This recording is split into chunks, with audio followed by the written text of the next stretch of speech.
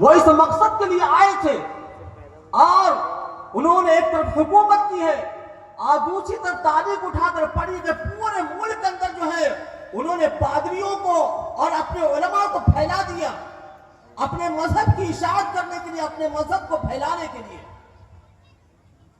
حالات ایسے بھی آئے کہ سن 1857 کی جنگ کے بعد، جس کے اندر کسی مسلمان نے نہیں، غیر مسلم مورخ نے لکھا ہے کہ صرف 1857 کے اندر 80,000 علماء قتل کیے گئے اور 5 لاکھ مسلمان شہید کیے گئے۔ صرف ایک جنگ کے اندر 1857 کی جنگ کے بعد آپ کو معلوم ہے کہ اس پورے ہندوستان سے مسلمانوں کے جتنے بھی اسلامی مراکز تھے، چاہے مدارس کی شکل میں ہو، مکاتب کی شکل میں ہو یا اور کسی شکل میں ہو، انگریزوں نے سب کو ختم کر دیا، سب کو پر بلڈوزر چلا دیا۔ جہاں جہاں علماء ملے ان کو گن گن کر چن چن کر جو ہے قتل کرا دیا اور سارے مدرسوں کو ختم کر دیا۔ وہ دلی جو علمی مرکز تھا، جہاں صرف دلی کے اندر 300 مدارس تھے، ایک مدرسہ بھی باقی نہیں رہا۔ اس کے بعد جانتے کیا حالات پیدا ہوئے ہیں میرے بھائی؟ اسی ملک کے اندر ایک وقت ایسا بھی آیا ہے کہ جنازے کی نماز پڑھانے والا کوئی نہیں ملتا تھا، نکاح پڑھانے والا کوئی نہیں ملتا تھا۔ ایک پروگرام میں حضرت مولانا ارشد مدنی دامت برکاتہم کے چھوٹے بھائی مولانا ارشد مدنی آئے ہوئے تھے۔ وہ واقعہ سنا رہے تھے کہ 1857 کے اندر سارے مدرسوں کو بند کر دیا گیا، ختم کر دیا گیا۔ اس کے بعد جہالت کیا عالم ہوا۔ اسی بہار کی سرزمین کو وہ تقریر کر رہے تھے، وہ کہہ رہے تھے اسی بہار کی سرزمین کا تم کو واقعہ سناتا ہوں کہ یہ پٹنہ شمس الہدیٰ جو مدرسہ ہے اس کی تاریخ کو جانتے ہو؟ مولانا نے پوچھا لوگوں سے اور اس کے بعد بتایا کہ شمس الہدیٰ کی یہ تاریخ یہ ہے کہ عظیم آباد پٹنہ جیسی جگہ جو اس زمانے کے اندر ایک علمی جگہ اور ایک علمی مرکز تھا، وہاں پر یہ حال تھا کہ کسی شخص کا انتقال ہو گیا، اس کا جنازے کی نماز پڑھانے والا کوئی نہیں ملا، کوئی نماز جنازے پڑھانے والا نہیں ملا۔ آخر انہوں نے مجبور ہو کر جنازہ کو لا کر روڈ پر رکھ دیا۔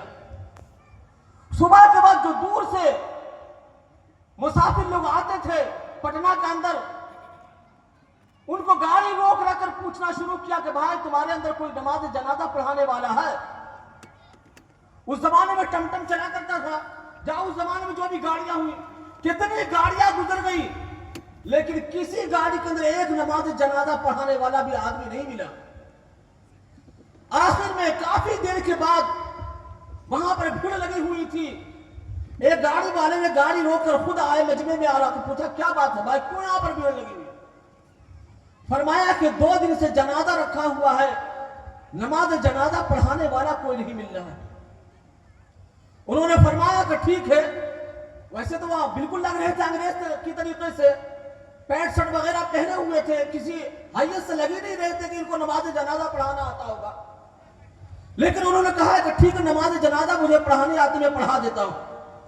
انہوں نے نماز جنازہ پڑھایا اور میت کو دفن کیا اور اس کے بعد سیدھے وہ واپس چلے گئے اپنے گھر، اور جا کر انہوں نے اپنے والد صاحب کو، جو بہت بڑے زمیندار آدمی تھے اور بہت پڑھے لکھے ہوئے آدمی تھے، انہوں نے اپنے والد صاحب کو کہا کہ ابا جان، پٹنہ جیسی سرزمین جو ایک علمی مرکز رہ چکا ہے، وہاں کی یہ حالات ہے کہ نماز جنازہ پڑھانے والا ہی ملا ہے، جنازہ کو روڈ پر رکھ دیا گیا ہے، تو بتلائیے کہ ان دور دراز جگہوں کا، ان دیہاتوں کا کیا حال ہوگا؟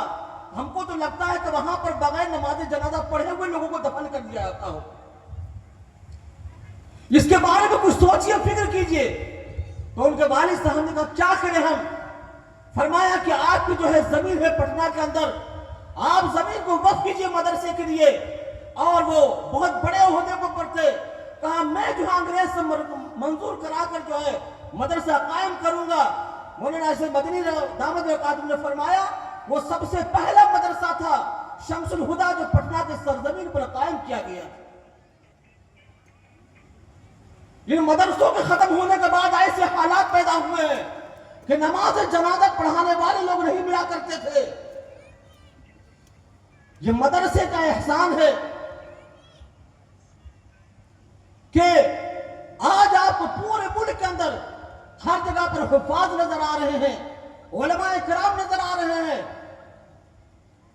آپ کو خانقاہیں نظر آ رہی ہیں, تبلیغی مراکز نظر آ رہے ہیں, چپے چپے پر جو ہے مساجد نظر آ رہے ہیں.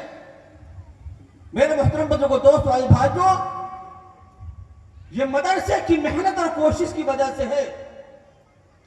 اس وجہ سے ان مدرسوں کی قدر کیجئے, ان مدرسوں سے اپنا تعلق پیدا کیجئے. حضرت مولانا تقی عثمانی